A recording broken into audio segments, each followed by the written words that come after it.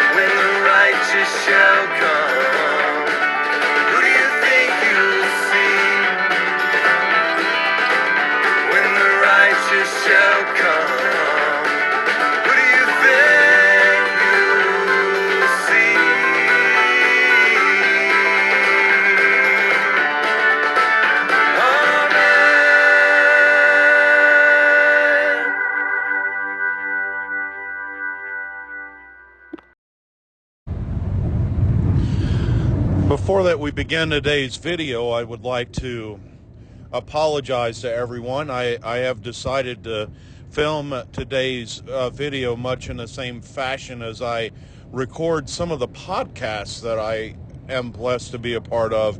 So there'll be no visual imagery today, but today you'll just hear my beautiful deep voice as we go through this song that I played for you today, called "If You're Throwing a Stone, Don't Throw One My Way."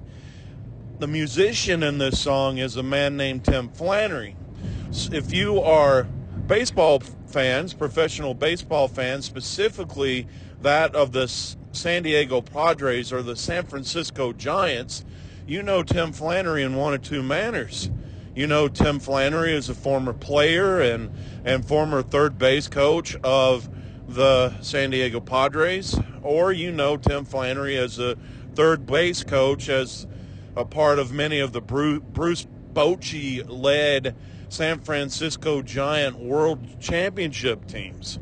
But Timmy Flannery is a very accomplished guitarist and also does a lot of folk music. He does a lot of folk music festivals and makes other people aware of such musicians as Berkeley Hart, Eve Salas, Steve Poltz, all of these musicians that tour with him. And this song has always been especially special to me, in a world that we can either be people of faith that are trying to build a larger table, or people of faith that are trying very hard to make their own place in eternity. Now, I'm not going to be judgmental in this, and I'm not going to add a lot of my own known bias insights. But what I want to talk about, this song came to my mind as we've been going through a book on Wednesdays at our worship center called Wrestling with Doubt. It's a book by Dr. Adam Hamilton. He is a very well-known pastor at the Church of the Resurrection, and he's put out many materials that I've used in our worship settings for some time. And as we worked through the section, it was the third section of this book, Do All Non-Believers Go to Hell? This song came to my mind.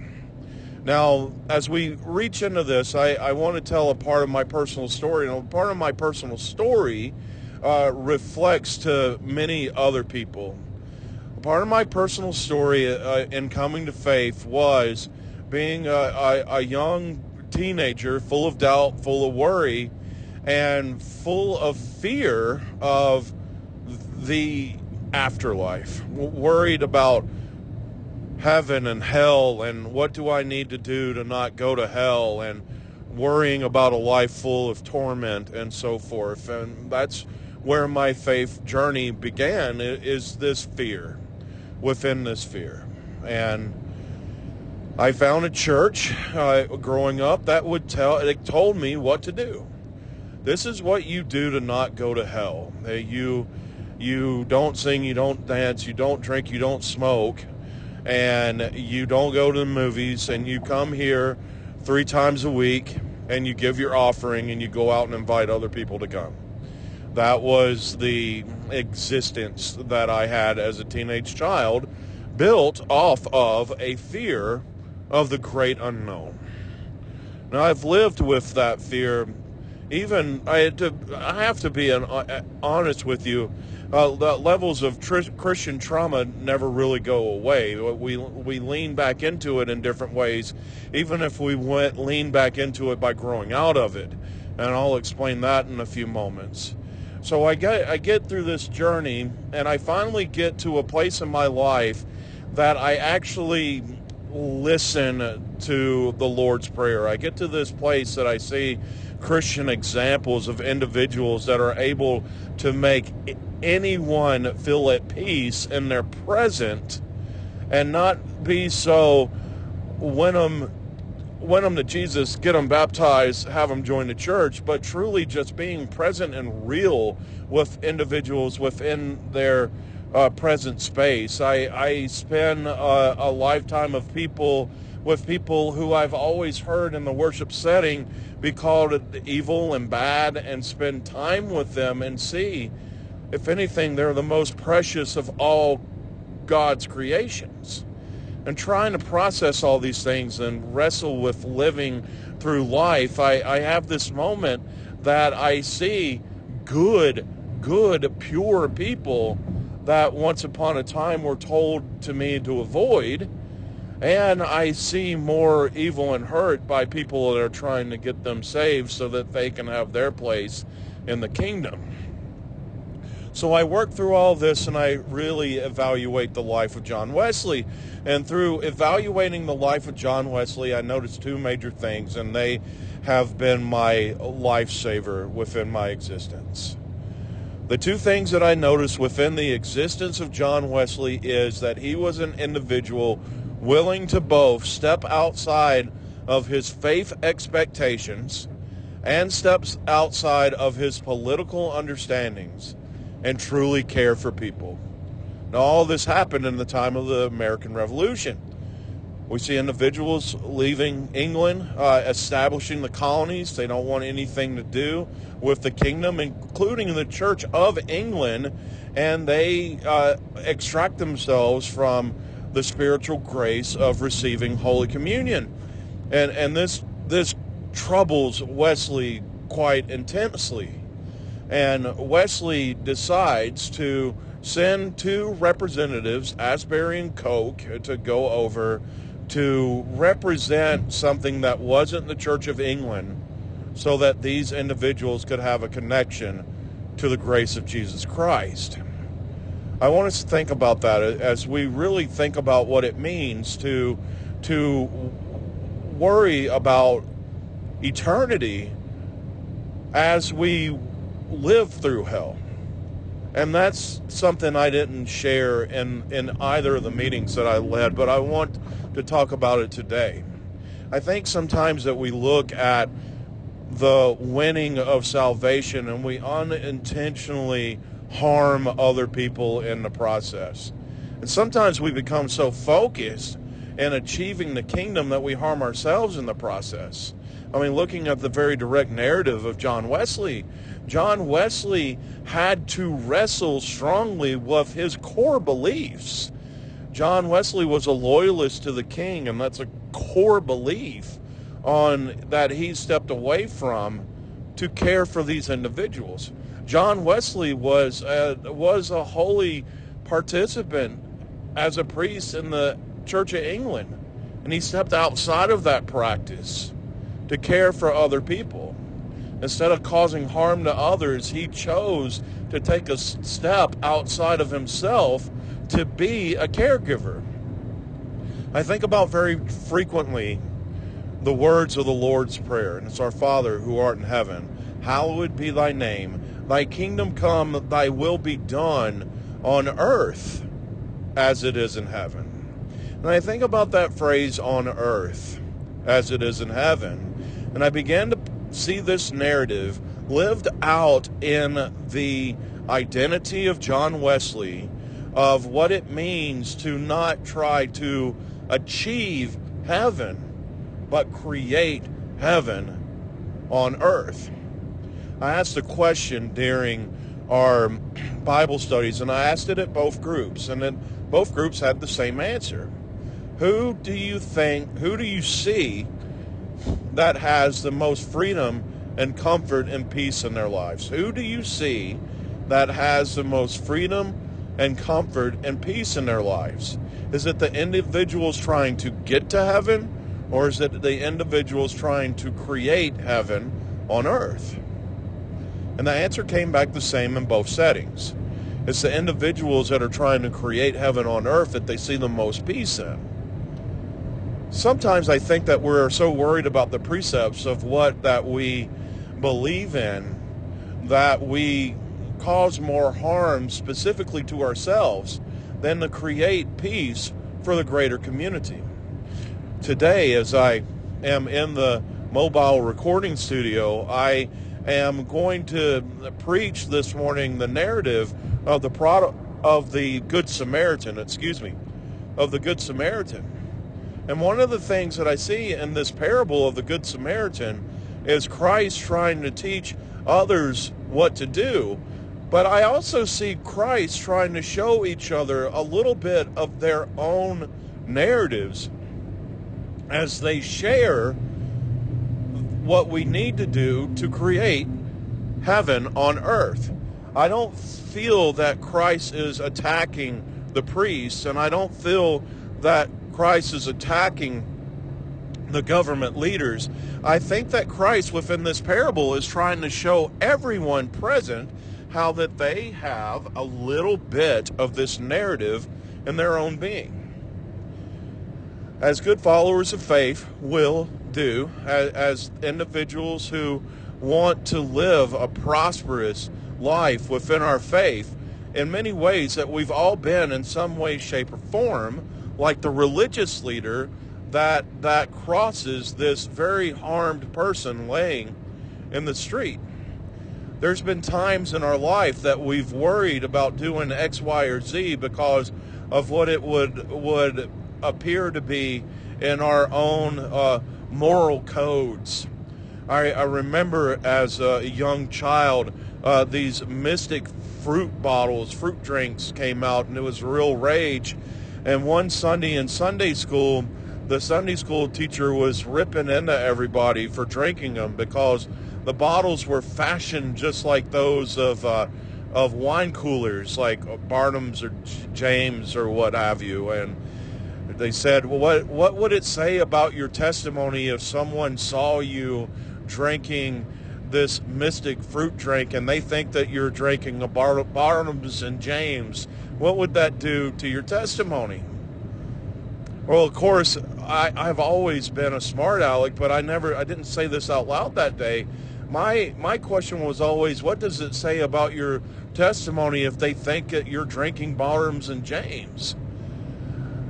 We live within these fears and restrictions because we're worried at times about what other people will think of us, and that's what the religious leader is dealing with in this. He has a set standard of religious expectations, including that of not mixing with defiled blood, and this would be an instance of defiled blood if this person was a part of any form of conflict or something, and he's worried about his visual testimony in this instead of doing what was right. Within the religious spectrum of John Wesley did what was right, even though it was against his religious precepts. John Wesley went out of the temple, of the cathedrals. John Wesley sent representatives across the waters to make communion possible, and he stepped outside of his expectations to be a caregiver. Let's look at the governmental leader, the person with power who's walking by. He doesn't want to get caught in a scandal. He doesn't want to get caught in anything that would restrict his power. And there's times that we want to maintain power for X, Y, and Z, and within wanting to maintain that power, we overlook things that are very crucial.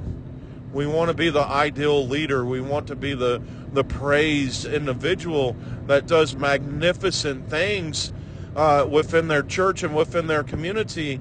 And we don't want scandal to get in our way, because we want to be able to be the people that are always doing the right and morally just things, and we want to be praised for those things. You know, power doesn't always equal riches. Sometimes power just equals respect, and God bless, we all feel good when that we are respected. It makes us feel good. It's not bad to feel good, unless that we're hurting another person in that process, and that's what the governmental leader does in this journey. The governmental leader causes harm by not being a caregiver. So we wrestle with all these things that aren't done in this parable, and John Wesley does them both. John Wesley actually steps out of his political mindset as a loyalist to the king, and within his precepts of being a loyalist to the king, he acts against his political understandings to send care to the colonist. So we wrestle with all these things. And as we look at this chapter in this Adam Hamilton book, he talks about all these different ways to look at who goes to heaven.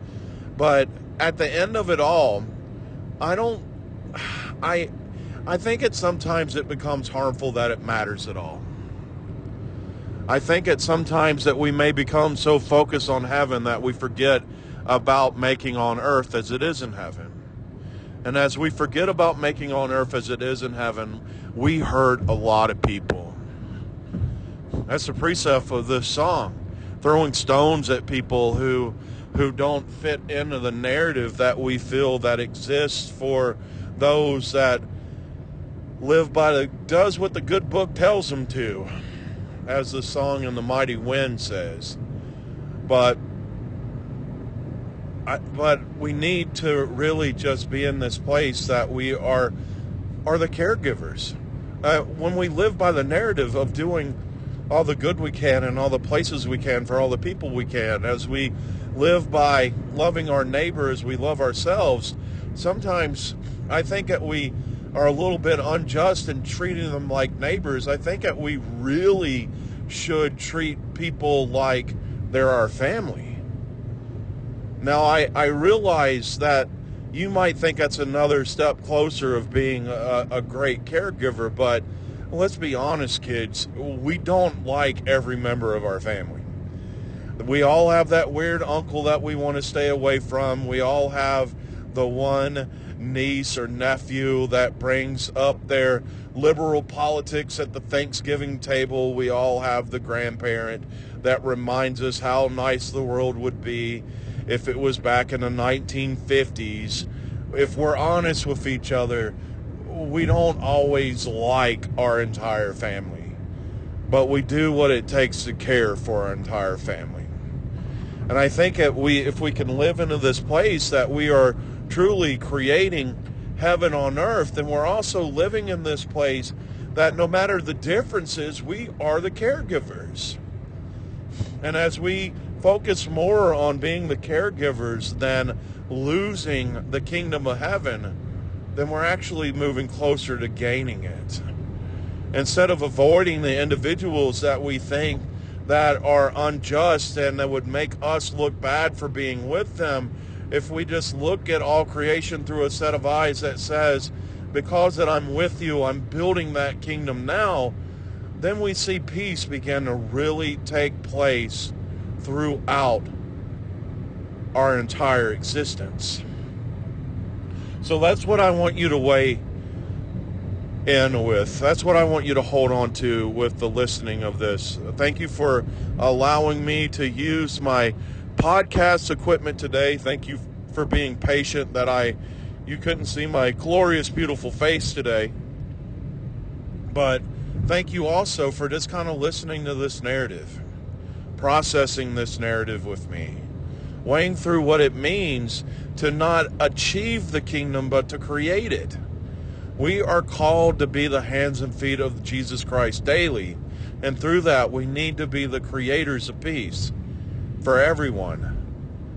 Not just the ones that we go out of the way to love, but even the ones that we don't like, that we still love and create a place at the table for them. So thank you for listening to that. May the peace of the Lord Jesus Christ be with you all. My name is the Reverend Michael Drew Davis. May the peace of the Lord Jesus Christ be with you all. God is love. Amen.